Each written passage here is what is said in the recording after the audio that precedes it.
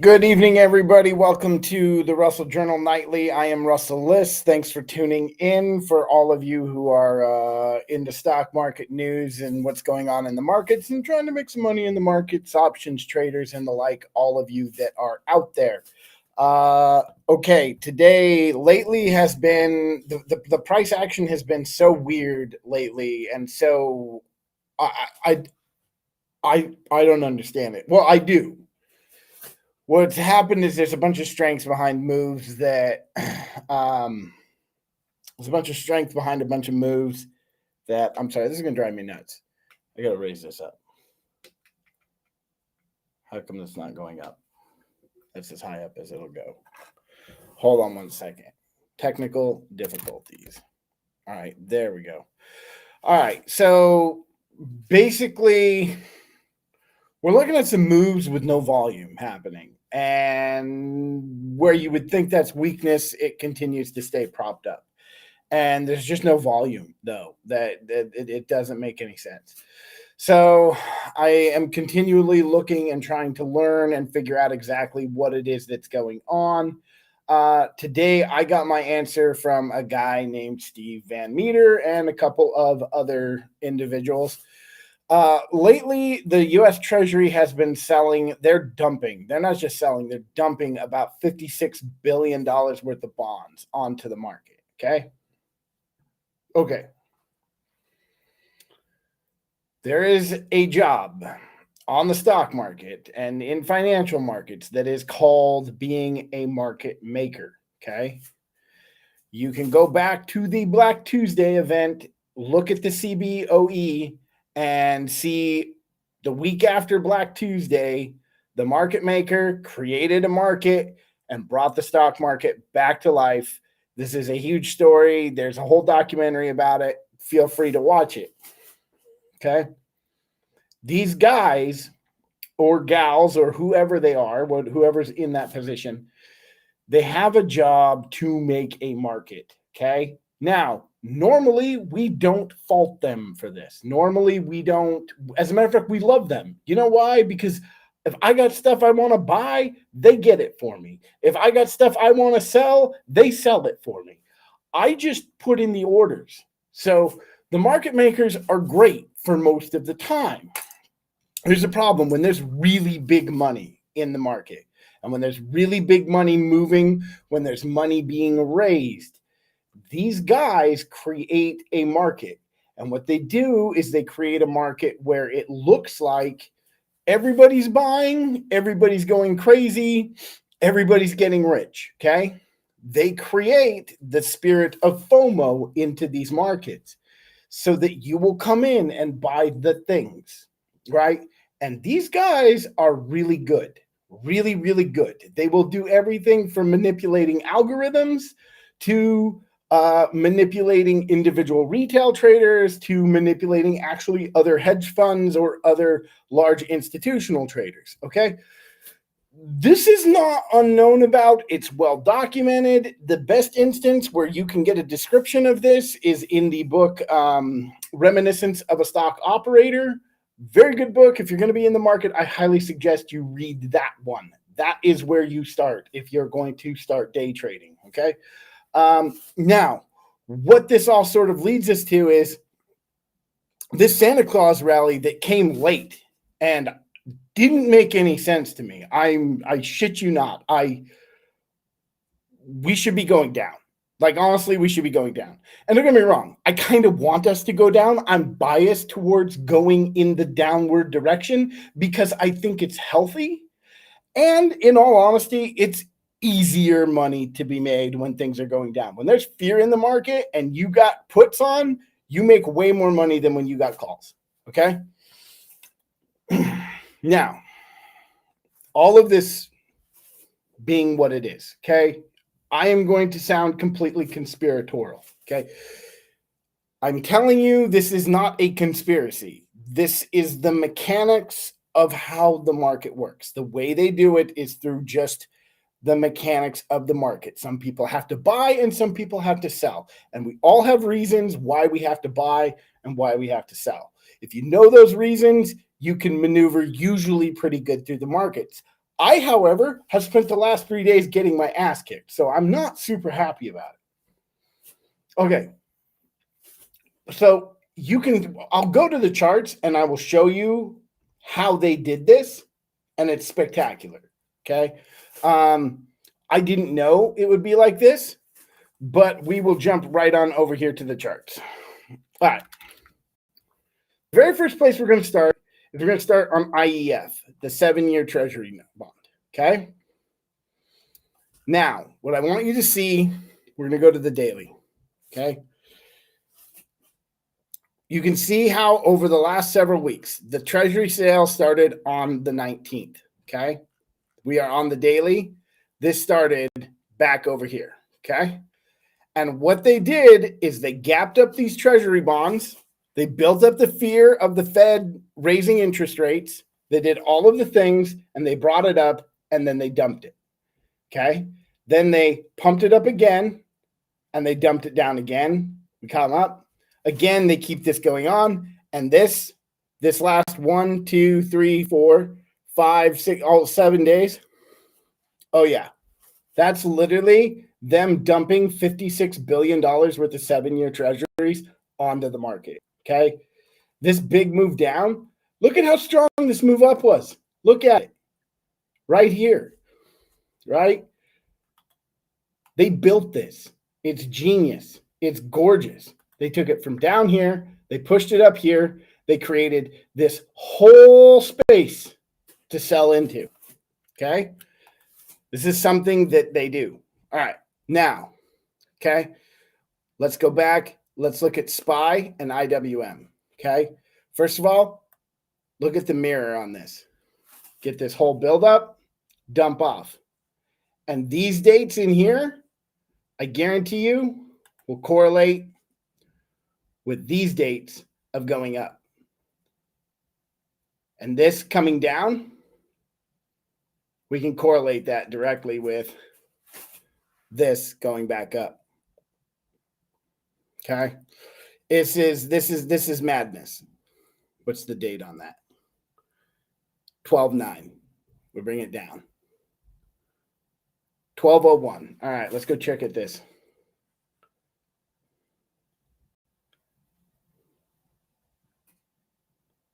Look at that. 11/23 at bottoms. That run up started on 12/01. They build it up, bring it down. Okay. We can go look at TLT. See the same thing. Same difference. All right. Now, this is where I want you to see this happening in the market today. See all this sideways action? They bring it up. They sell into it. Double bottom, bring it up. They sell into it. They bring it back up. See how they're walking it down? See, this is all selling. They've built this market where these either computers have to buy or bond investors have to buy or bond ETFs have to buy, and they sold into it all day long. Bring it down, comes back up. Double bottoms, come back up, right? Stays right around this area, pushing it up, okay? They use here, they use a thing called a market limit order. Okay, now, it's amazing. This goes up. Look at QQQ.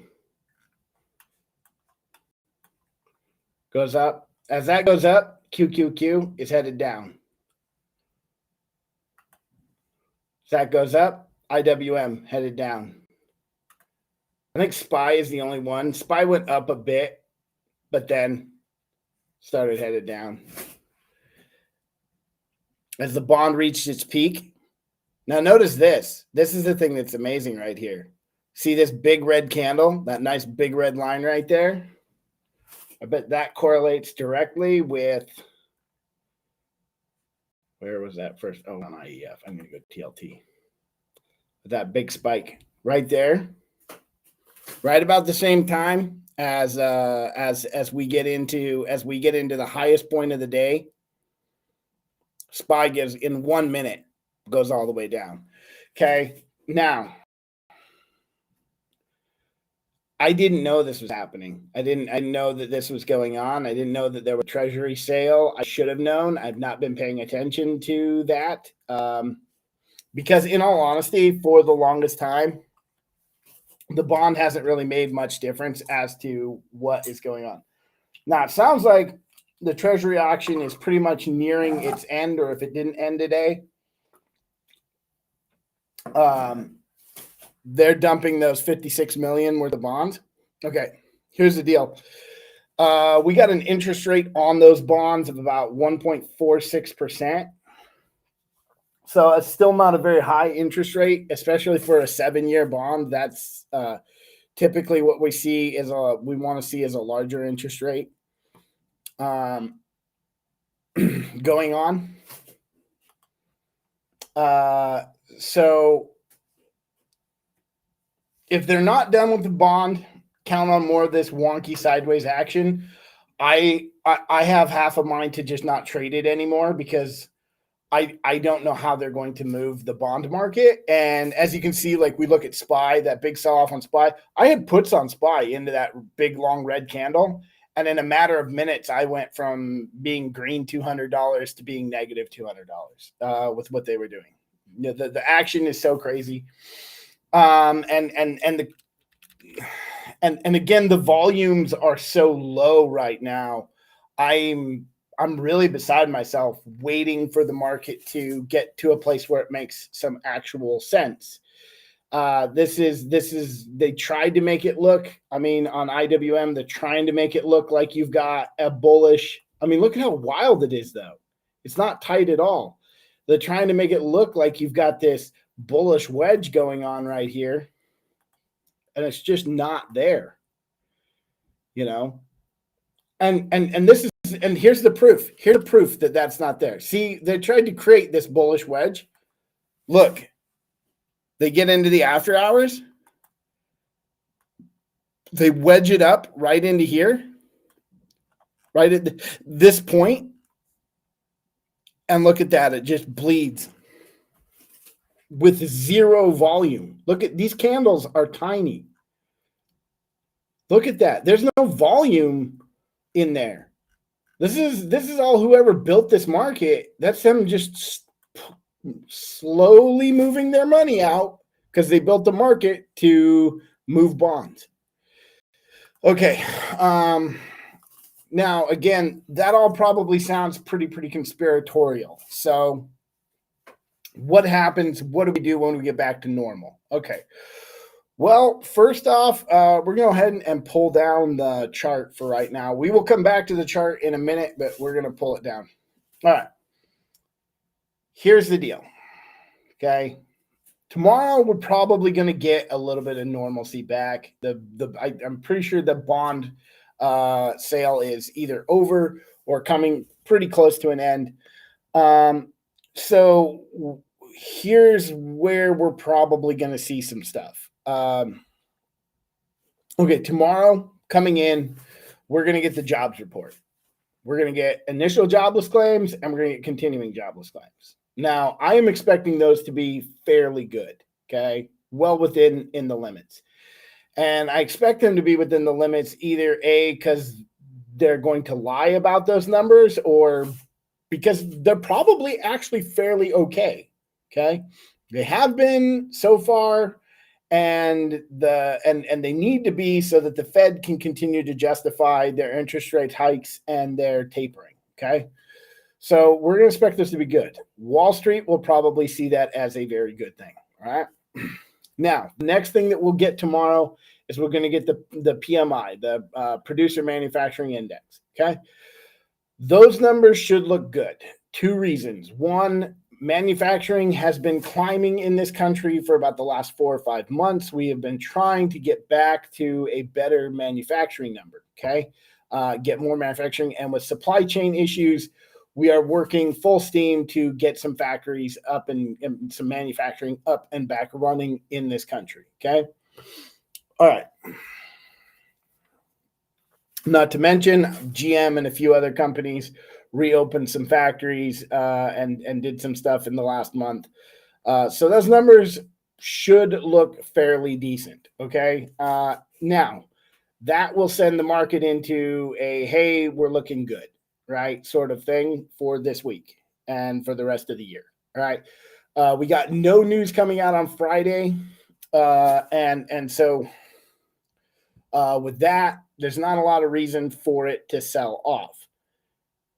That being said, again, where we're at with it is that if you're looking, what we really have to ask ourselves, okay, so the hype right now is that the first part of January is going to be a good time to be in the market. That the rebalancing, that the money sitting on the sidelines, that the banks all kind of have the S&P pegged at 5,000 or above, and that they will look to drive that even higher. And they have they're pot committed at this point. They have a lot of money in those indexes, and they have to keep them up, and they have to get them to go up. They can only have so much risk off. And the thing is they've got between January and March when the Fed does its interest rate hikes before they got to pull out. Okay. So middle of March, somewhere in there, we're looking for that crash to start to happen if the Fed actually goes through with the interest rate hikes. Okay. We got 3 of those supposedly coming next year. Most of them aren't that bad. I think one of them's I don't think they ever take us above 3% so much. So I think we top out at like 2.29 or 2.49%. So it's not going to be that bad. The problem with interest and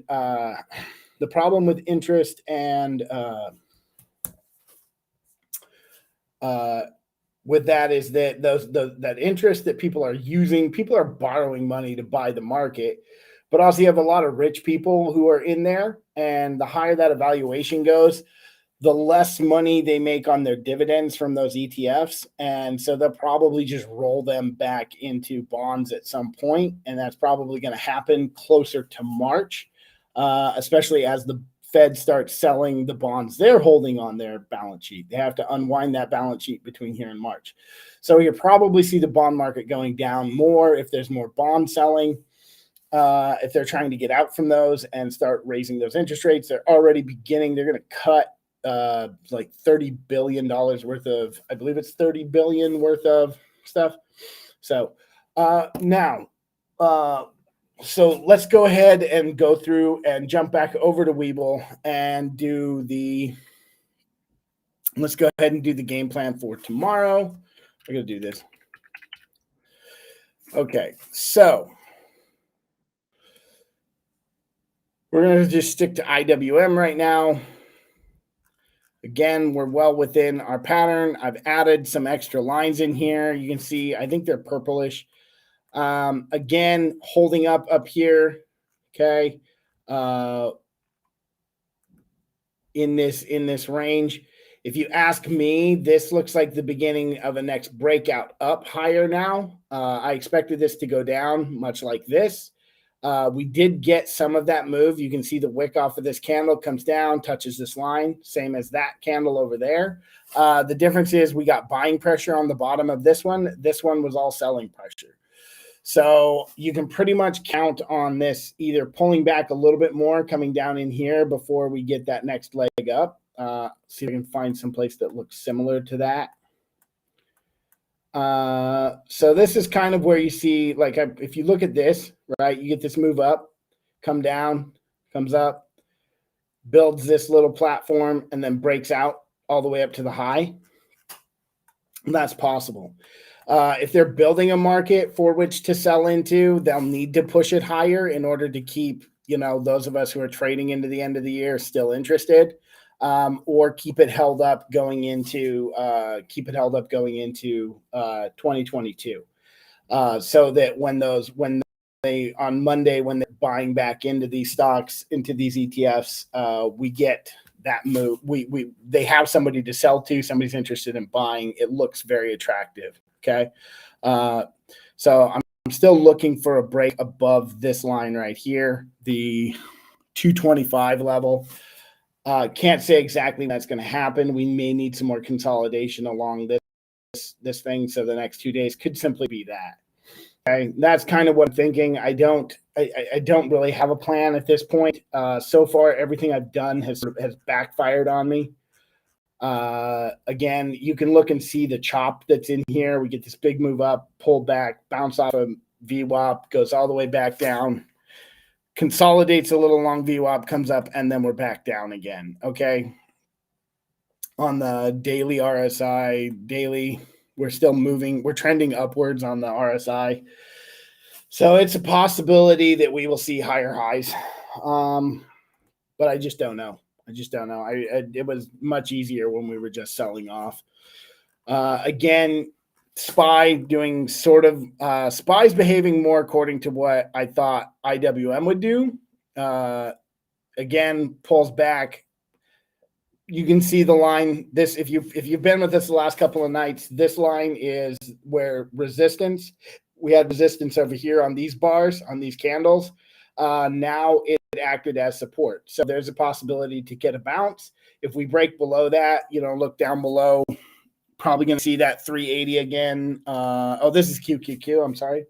And last one, obviously SPY, same difference. Again, just like yesterday, you can see how we held up above this next level from the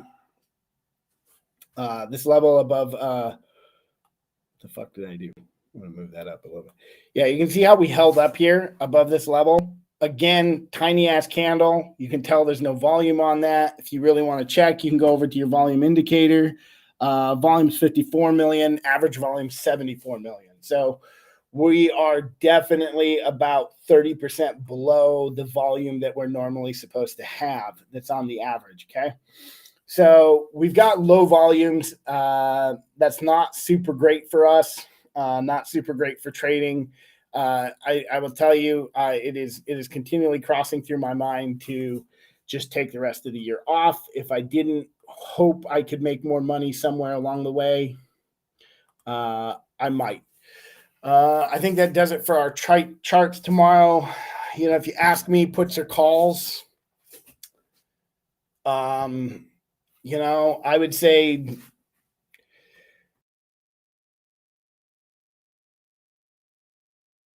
don't fall in love with puts or calls. Don't fall in love with any one direction.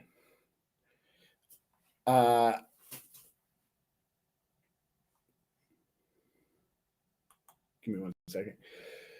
Yeah, don't fall in love with any one direction. Fall in love with with setups. Okay, find your setup. Define that setup. What is it? And this is something I have been failing to do. You look and you feel how it's moving and you try and move with how it's moving, but is the setup really there? And that's something I have been missing this whole week. Hopefully I can get in and define those setups for myself. I would tell you, define your setups. If it doesn't match the criteria of your setups, don't trade it. Again, if I can leave you with anything ever, plan your trades, trade your plan, and respect your risk. You guys all have a good night.